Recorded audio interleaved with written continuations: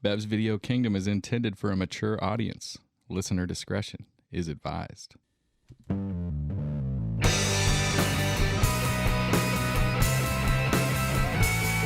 wanna be at Beverly's, bringing me home with my movies, just to blind by, no reason why. I love this scene. Nate Scott, Zach, and Brad, your favorite podcast. Let's start this thing. Woo! What's up, Bev's Universe? This is a first edition, right? This is a one of one for all you card fanatics out there. We have never done a Bev's mini-sode that I recall. I mean, we did like an intro episode. We did the intro episode, which was like that was like 20 minutes long. It was just us like saying, "Hey, this is why we're cool." We were stupid then. My God, we were so young. We were so young.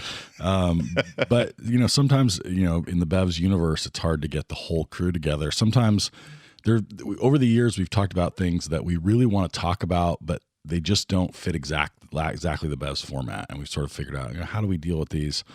So tonight, Brad and I were hanging out, and we're like, you know what? We don't have to be shackled by these chains.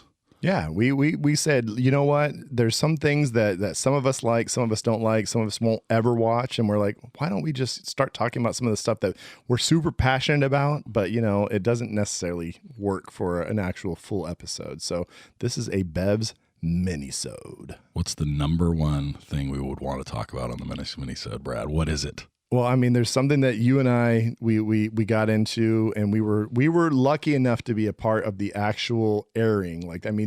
We got to be part of the series as it grew and as it got bigger, and then all of a sudden, it comes to this climactic finale of some of the greatest TV I've ever watched in my life. And I think not enough people agree with me, which makes me sad. But we're talking about Sean Ryan's beautiful, epic 80 plus hours, The Shield. The Shield. So this one, I have absolutely only have you to thank for this. I take that back. You were the lead on this. I mean, I didn't get on the Shield train. So it's 7 episods or 7 seasons. 7 seasons. Yes. Although the last season is sort of split. It's like a.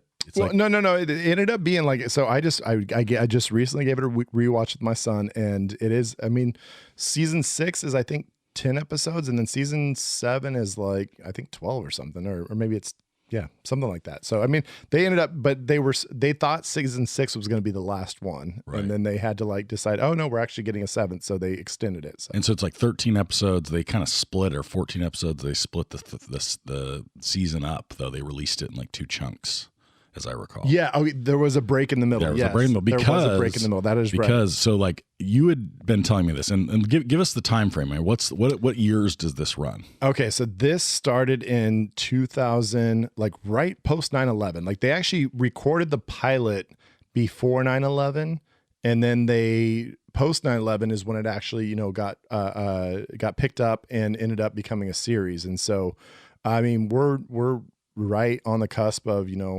Iraq War. Some of those elements become part of the actual, part of the universe of The Shield as well. But yeah, early 2000s is I think late 2001 or early 2002 was the kind of the initial first episode. I'm trying to get some exact dates here. All right, so you're but I think this is talk a little bit about where this fits in terms of we've fully crossed over into the world of subscription, subscription cable television changed television, right? Like HBO with The Sopranos, and then Showtime follows, and at the time Cinemax had some things. So you get this, but especially HBO, right? It starts to change the entire way we think about what television is, right? It becomes edgier, more things are allowed. We start to move away from the FCC sort of regulation of what content can be on the most important series, because we're no longer airing a lot of that stuff on broadcast television.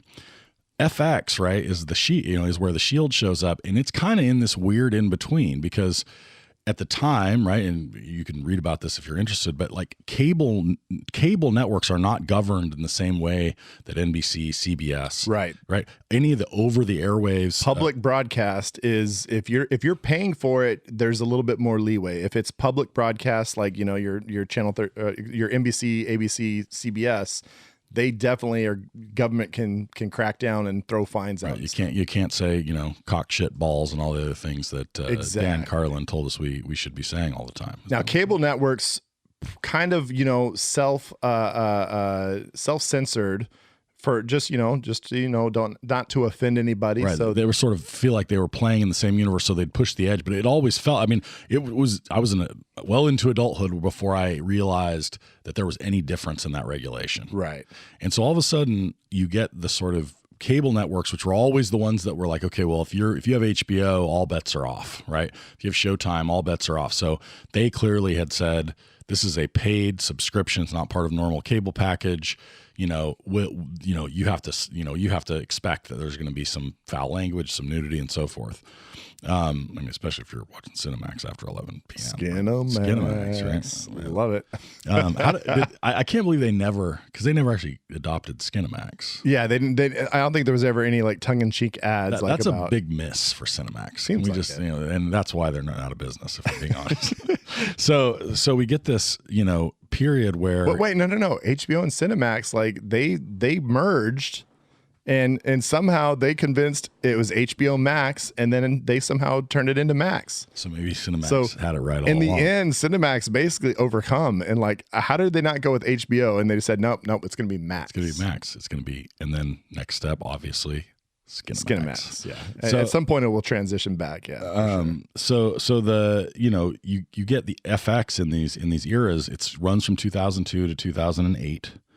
So March 2000. I looked that up. So March 2002, The Shield, the first episode, and 99 was The Sopranos. So 99 was just going to put that context. Yeah, HBO Sopranos. Your first real like anti-hero who's just like evil, but you're like, wait a second, I like watching what this guy does, and like I like seeing what he's doing. And I don't think necessarily. Sean Ryan had this idea for a while. When the Rampart scandals were happening in the LA Police Department, that's kind of where he started getting his ideas from. And so he was, I think he realized there is room for this type of show now. And the only station that would pick it up was FX. And it was one of those things. There's a great. And if you're a Shield fan, or if you're going to go back and watch the Shield, once you go through the series, there's a reunion of all the cast that comes together, and they're hanging out at I think it's Sean Ryan's house, and they just basically go through their whole experience. And all of the actors, they were like, "You're going to be on the show on FX," and all of their agents are like, "Don't do FX. What is this? I've never even heard of this. Don't do this show. Like, this is ridiculous. Don't be a part of this. I don't know what this even is." And, FX was just like willing to take a risk. They had I think they had one other show that like they were airing like, old episodes of Fox stuff and like some other things. And then like this became like their kind of like, first big this was real the big show. One. This first and it original won a show. bunch of Emmys, right? Like, I mean, first year it was like the up. surprise of the Emmys that like everybody was like, where did this come from? And they were surprised as anybody that they won, and it was like wild. When Michael Chiklis had, who's the star of The Shield, right? Vic Mackey, he had been the commish.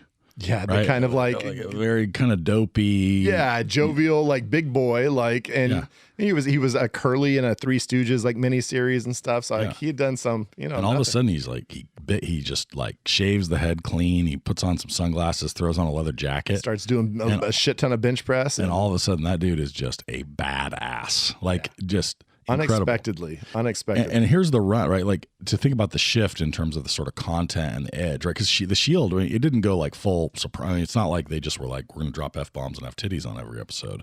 They would throw shit. I mean, shit was definitely said a bunch of times. There was a lot of side boob. A lot of side boob. And butts. And like, I mean, but definitely beyond NYPD Blue, which kind of pushed the envelope on network TV. but definitely not to the extreme of. And even more than that, it was like it was heavy content. Like it's good, but very it's like emotional. Very emotional. It's very gritty. It's like, and so like The Shield on FX, and then It's Always Sunny in Philadelphia, which got sort of more and more, and I'm still going, sort of more and more, sort of wild.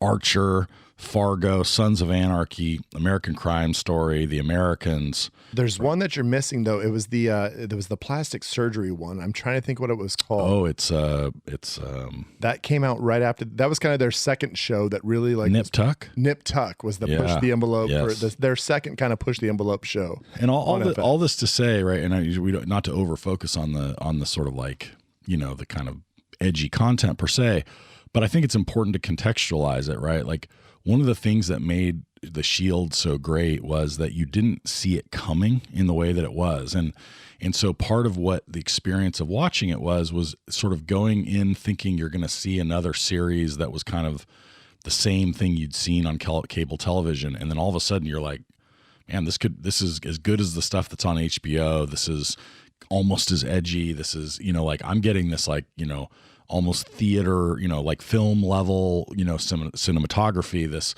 the writing is great, the acting is great. So part of the reason I think The Shield was such a like, impactful show for me was, and I'm not even sure I had seen The Sopranos by then. So like in the sense, I definitely had not. Yeah, I mean, this is, I probably started watching it not until maybe 2006 or 7. Like I caught up right before finally the final season, based on your recommendation of my cousin Johnny.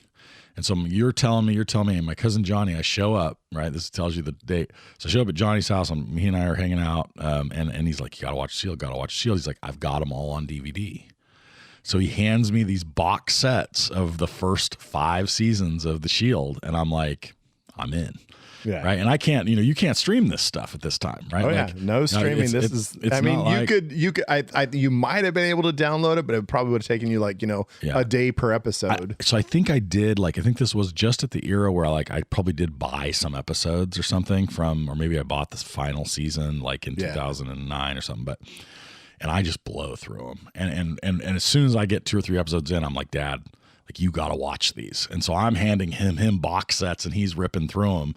And so we kind of come to this like precipice, right? Where we've gotten through 6.5 seasons and now I'm caught up and it's real time. And remember what we did? You remember the final? Oh yeah, no, yeah. We came and watched an episode at your dad's house. It was you and your dad and me and my dad, and was it your brother too? Your brother wasn't within there. Are you talking about for the finale? Not for the finale, but like some of. We came over and watched it. I know some at your dad's house. Yeah, and yeah, I think it was my brother. Well, yeah. So what this goes to is there was Shield Club. So, and this started when I was living in Stockton. I was my wife and I were living in Stockton. We weren't married yet, and we started getting people into it. So we had a Shield Club.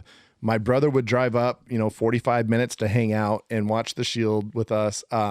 My boy Robbie would come over. A few others that I used to work at an Outback Steakhouse with, they would come over and watch Shield. So we had Shield Club, and like it was, Tuesday nights we're watching the Shield, and that was like a thing. So then we moved from Stockton, and sometimes some of Shield Club folks from Stockton would come down and visit and watch episodes, but then my brother was consistent, my dad became consistent, and then you guys got into it, and then like all of a sudden we had the new Shield Club.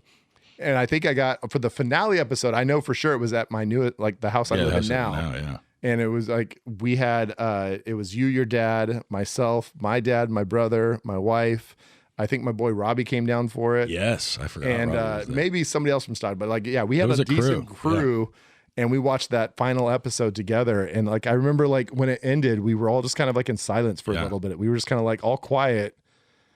And then it was just like, then we just started talking. We were just like, oh my gosh. Like, yeah, it was stunning. Yeah. So not to like, I in some ways, like there's going to be a lot of our listeners that haven't seen it. Yeah. Right? And so I want to kind of stay away from I don't want to ruin it, but I think we do need to like, let's talk, like, give me if you were going to give a synopsis that's like a little more than what you'd get in a trailer for the whole series, but a little less than like spoiling what happens, like, how do you run it down?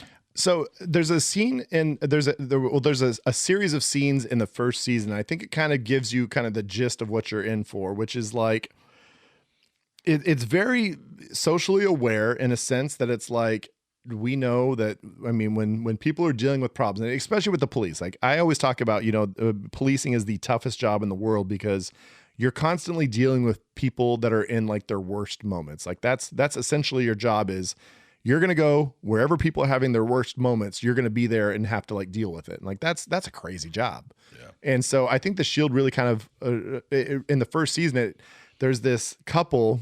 Well, it's a group of 3 people. There's a woman and 2 men, and the woman keeps going back between the 2 men. And it's like, it's almost played for laughs because like, they're cutting each other's tires. And like one time somebody spells the wrong word. They're trying to like cuss out the other person, but they spell it wrong. And like the cops are kind of like laughing about it in a sense. But these people, like, it's this love triangle that keeps going back and forth. And the cops keep getting called to incidents between these 2 guys. And then like late in the first season, and this is a semi-spoiler, but it kind of gives you the gist of kind of what the Shield is. All of a sudden it's in a montage, and you kind of, in this musical montage, all of a sudden you see that the woman and one of the men murdered.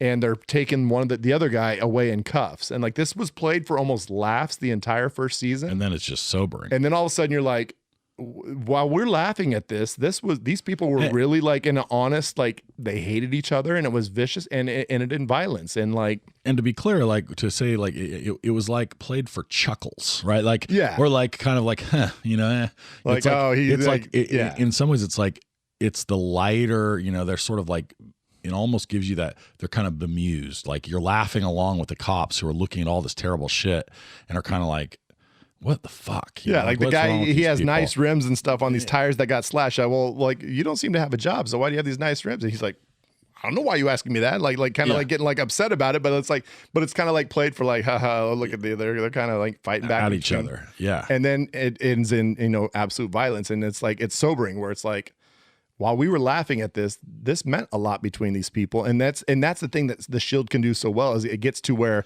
it means a lot to every character on the show, has like intention. They care about things, and things get taken away from people, or, people like they have their highs and their lows, and it's all very human. So I'm going to spoil the first episode. I'm going to spoil it in service. Okay. So folks, if you've heard us for these 15 minutes, we've been talking about the Shield. I want you to say right now, if you have not watched the episode, like the first episode, if you know nothing about the Shield, I would love you to pause this right now. Go watch episode 1 and then finish. And go watch episode 1. And we're not going to spoil too much outside of that. Watch episode 1 and then come back. But even if you don't want to, even if you want, you're okay. Like episode 1 will still get you. So the episode 1, right? You're dropping in on what they call the sort of strike team, which is this kind of like a special unit of the LA Police Department.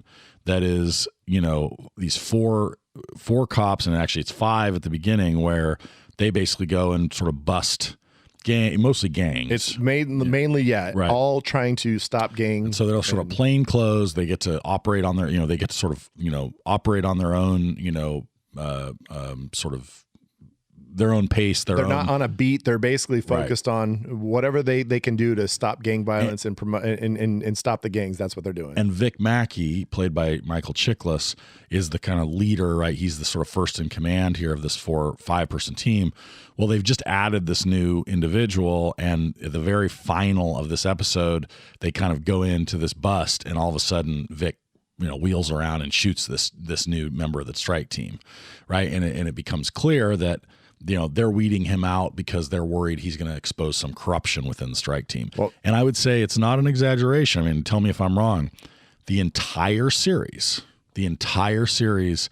is in one form or another an attempt to stop that thread from being pulled and totally unraveling the strike team in general, but I would say Vic Mackey's sort of like cover for the mix of sort of corruption and control that he's trying to exercise in his area, right?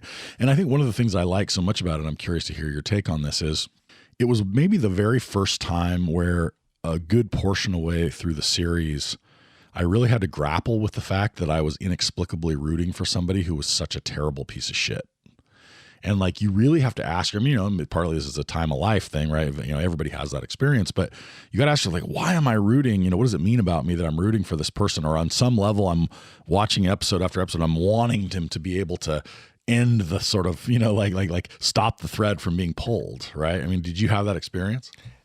And that's the beauty of that first episode is that it's the most horrendous act you could ever see. I mean, he a totally innocent guy who they knew was going to be basically turning them in, knew that they were doing some shady dealings with drug dealers, with gangbangers and stuff, and they would go to jail. I mean, definitely they're going to do some prison time. And it's straight cop corruption in the LAPD. I mean, this is so they're going to go down for it if this guy is able to, you know, testify against them. So, I mean, the guy, and you know, the big thing is that 2 of the 4 members know about what happens. And I love the fact that, you know, 80 plus episodes, this sets in motion the entire series of events that happens for the next 7 seasons. It's like, there's so many like shows that have come out that, you know, they don't realize that they're going to get picked up. So they're like, well, you know, we'll just kind of do whatever. And then they kind of, you know, it meanders around different events, but you still maybe enjoy it.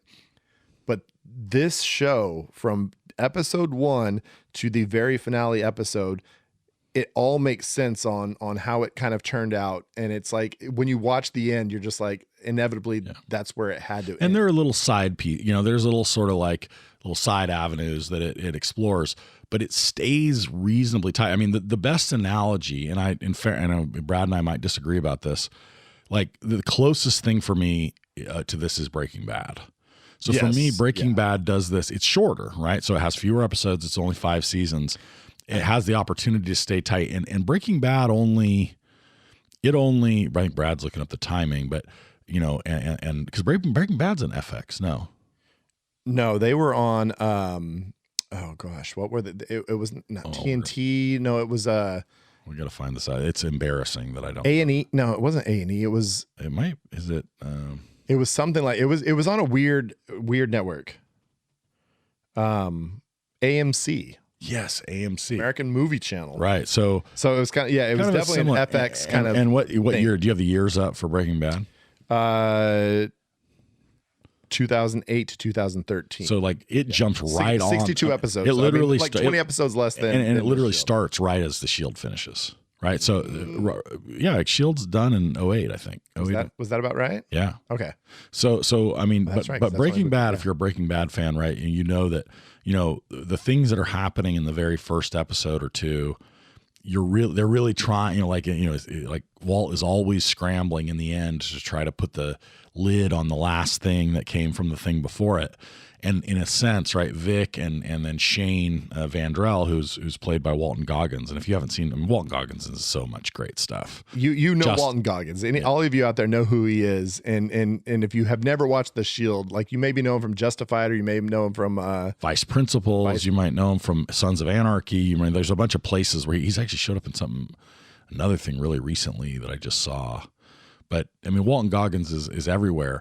The Shield was where he not only was, I think, the big breakout role for him. Yeah, it's where he's his best. Like you know, like and that's saying a lot, because Walton Goggins, who plays a lot of great characters and does phenomenal, especially in Justified, is just he's not only great, but he gets better as the series goes on.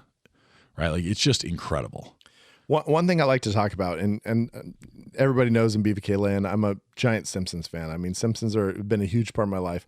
One of the crazy things to watch about the Simpsons, especially like their first episode, like Flanders is like a yuppie, like rich dude next to Homer, like in like the first few episodes. Like it makes zero sense. He turns into like the churchy, like goody two shoes, but in the original episode, he's like this like yuppie, like wearing a fur coat, and like it doesn't play with what the Flanders ends up being. The Shield, and it's weird to compare it to a cartoon, but I mean, Simpsons is one of my favorite shows of all time.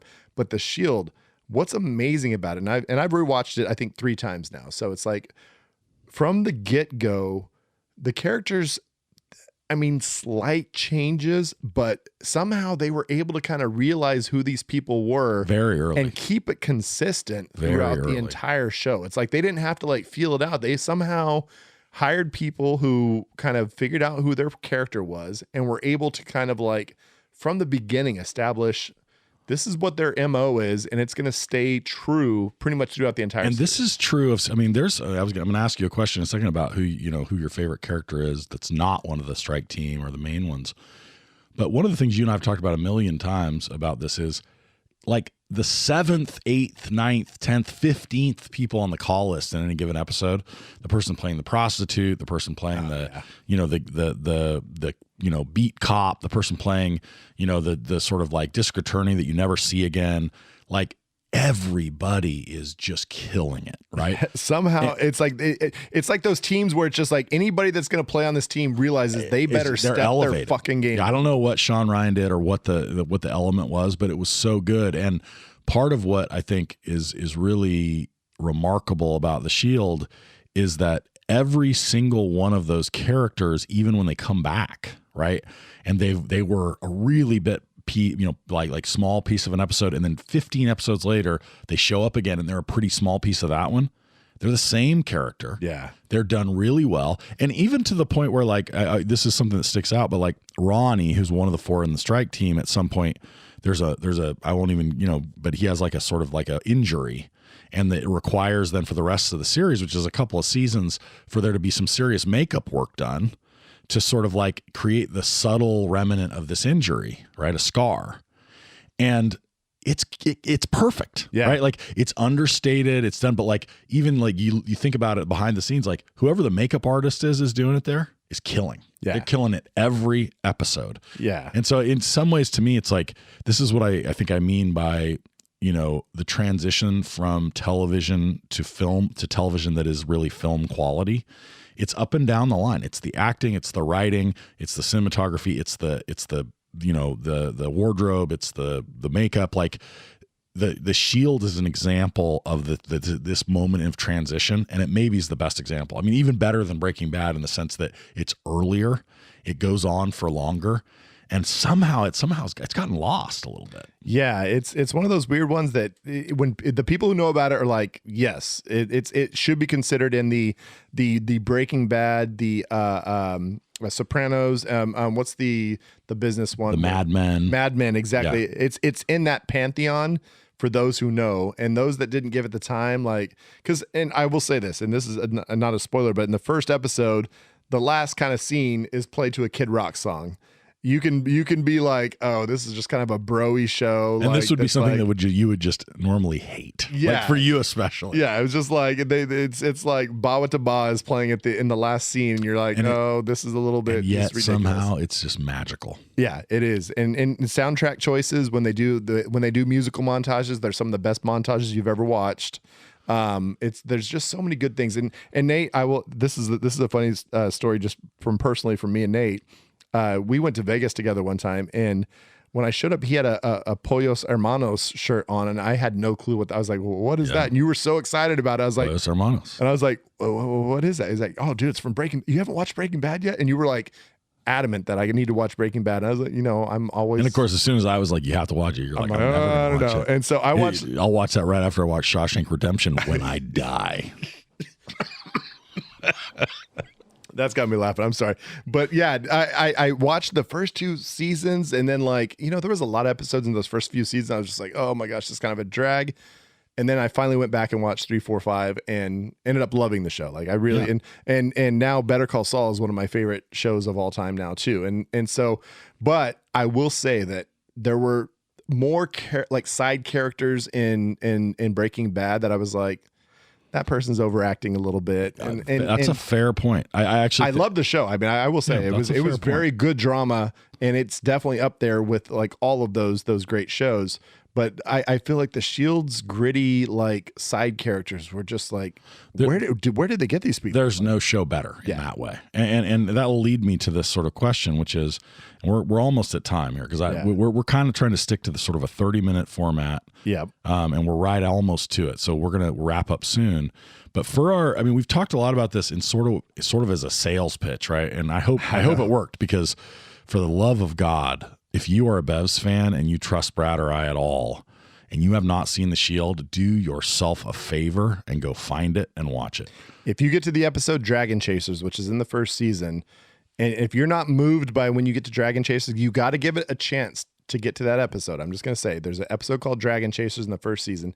If you don't get to that episode and be like, oh my gosh, this is pretty damn amazing, give it up. I will allow you to say we don't mean just give up that show. Like just give up. Like you're bankrupt. Yeah, go watch. Don't consume any more media. Just go and sit and stare at the walls. Okay, so what's your favorite character? That's not a strike, because like this is for all you that have seen it that are just like wanting a little more of our inside take, without spoiling it. Obviously, what's the character?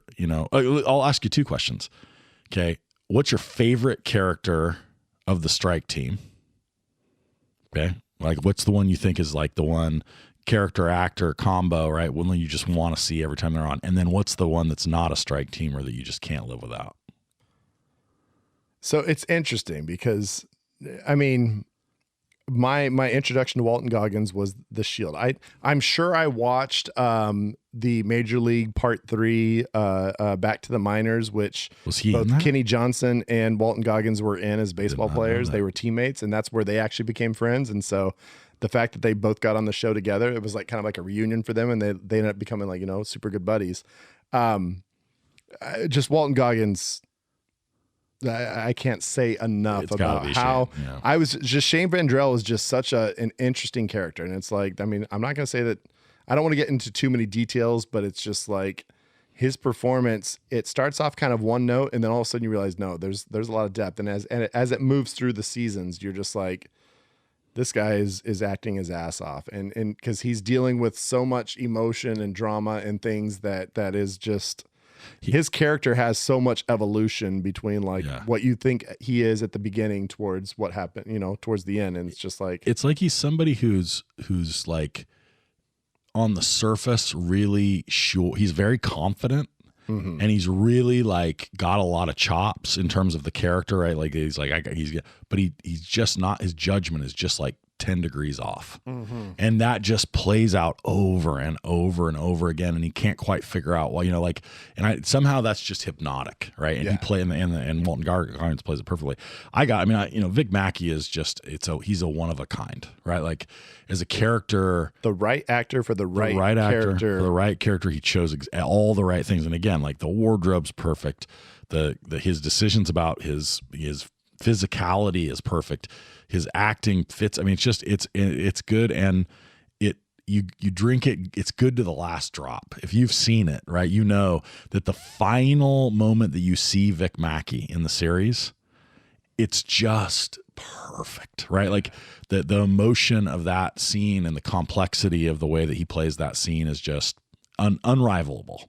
Yeah. So okay, so that's our strike team. Just off the cuff, right? Just don't overthink it. Who's the character that it's not a strike teamer, kind of a regular, some sort of regular. I'm not asking you for prostitute number 6 in episode 41.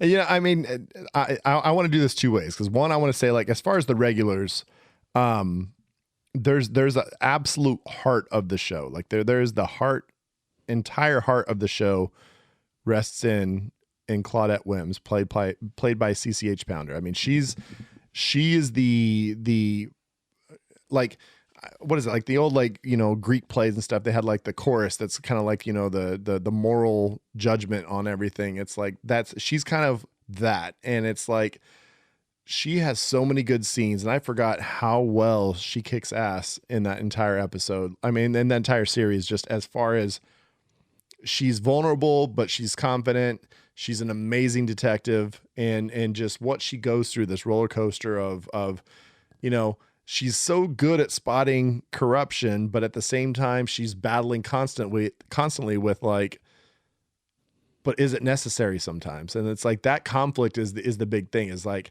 she realizes there's a lot of bad shit that happens with some of the cops that she's around.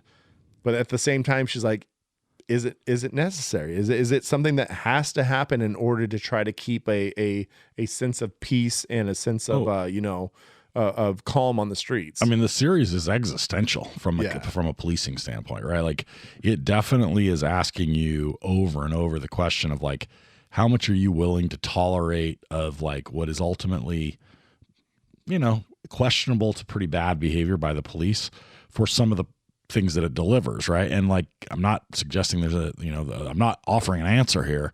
Right. I'm just saying the show does an interesting job of forcing that on you a lot. And she's the conscience. I mean, she's the absolute conscience of the show to try to like to try to battle with that. Like you're there with her thinking like, is this acceptable or is this not? And I do remember back at that time, us talking a lot about the fact that like in some ways, I think she's supposed to be the viewer, right? Like in some ways, right, you're looking at it through her eyes. In a lot of ways, even though she's not, you know, as nearly a central figure that applies.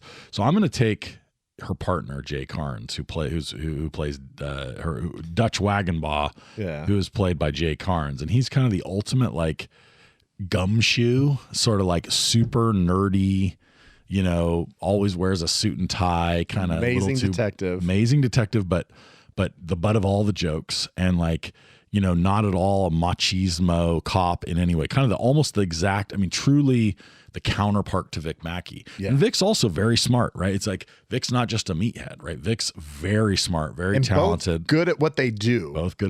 But like the you know, the like opposite archetypes. Yeah. And so for me, Dutch really sets and maybe the reason I want to choose Dutch more than anyone else, because I thought about Aceveda. Who's the sort of like captain, and then he ends up being elected. I think the reason that I choose Dutch is because the central part, the thing that really drives it is, again, you know, from the very beginning, Vic needs to try to put a lid on this sort of thing that he tried to like solve the problem, right, by killing Terry Crowley in episode 1, and he's always trying to over and over again put the lid on it.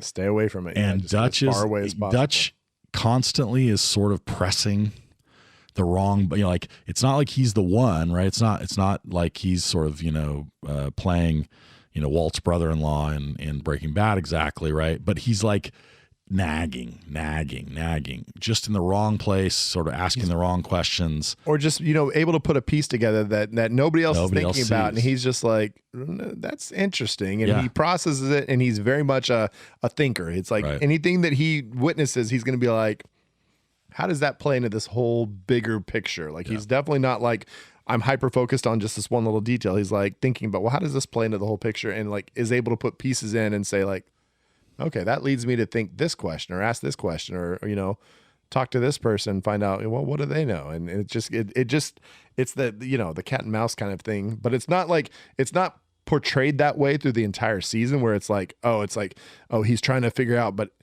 just things come up where he's like reminded, that's interesting how that plays into this whole thing that happened 2 seasons ago. And then like is able to put those pieces together so quickly. Like, So let me ask. So we're almost out of time here. I'm going to ask you this: where's it rank in your top? I know it's in your top 5 top television shows all time. Where's it rank? It's a top 5. So I mean, my top 5 is probably not exact. Well, you know, maybe it is. So top 5, The Simpsons, and The Shield, and we're putting in Scrubs, and we're putting in.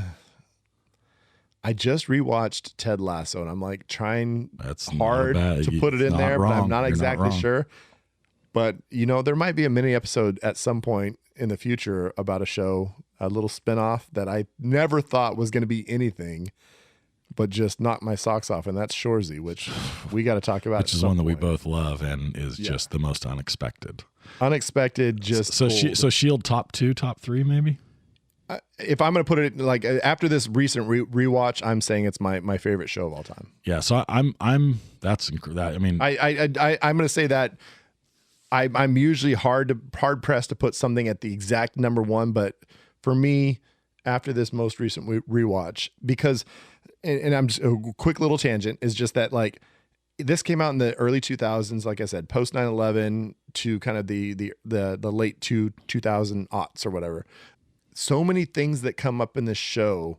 It's wild how they were talking about issues that police brutality, DEI hires, like all of this stuff that was like, you know, kind of maybe talked about, but not really on the forefront. And it's like weird how, you know, 20 years later, like here we are. Yeah. So many of these things are at the forefront of what we're talking about. And it's like, they were right in the grappling middle with of that it stuff. and not taking sides. They were just like, they weren't trying to push you this way or that way. They wanted you to think about it. Yeah, this is what I mean about like it forces you to deal with the existential question over and over again about what policing should be and what's too much, you know, and what are we willing to deal with, you know, as a public, and what as police, what is the situation you find yourself in. Okay, so for me, if I'm gonna go, okay, here's the big caveat: if I am allowed limited series, True Detective season 1, which I consider a limited series, is my number one, right? Like if that's television, that's it. That's the pantheon. That's in my top 10. But if I'm going to exclude that, The Shield and probably Breaking Bad's at 1, and I would say The Shield's probably at 2. Although I love The American Office, and we don't need to debate this right now, but like the British Office. The American Office is wonderful, and that one for me is probably hangs out in the top 3. But The Shield's an easy, by any definition, it's top 5, and I mean maybe top 3. If you haven't seen it, do yourself a favor, right? I'm one of those freaks that and maybe I'm not a freak. Maybe there's a lot of you other out there, but Better Call Saul for me was, I enjoyed that more than Breaking Bad. I enjoyed Breaking Bad. I give it a lot of credit, but Better Call Saul was just, I probably need to rewatch it. You know what? It's like one of those things like with Shoresy, where it's like, it's a spinoff and you're like, you can't expect it. You're like, what are they doing? They're going to focus. You think it's going to be a mess. Yeah. They're going to focus on Saul Goodman. You're like, how can this be anything? But talk about a tour de force of like second row characters that become the main, right? Like, you know, Gus and Mike. Yeah. Right. Like, you know, it's really as much about the two of them as it is Saul. And I mean, it just is a home run hitting show. Just, yeah. No, and, you know, bringing Michael McKean in and letting him do some dramatic acting as like, you know, just an interesting character. And like, you know, it gets later when you got Lalo come in and you're just like, there's just so many. Sounds like we might need a mini-sode on Better Call Saul. I wouldn't mind that someday. All right. Well, that's it. That's your first ever mini-sode. And so I think the message here is you should go watch The Shield and then tell us how much I mean, just feel free to send money. You know, if you're like, yeah, you know, you're right, and I owe you a lot of money for that level of joy, you know, you just send it right to BVK. You know, one of us might actually open up the BVK socials and like, you know, take a glance at comments or messages or anything that you might leave for us, because, you know. Yeah, anything that you want to offer, we will receive. BVK is eternal. That's I think that's all we're going to say right now is just, you know, BVK is eternal. We miss you and we love you, Bev's Universe. We will see you again soon. Absolutely.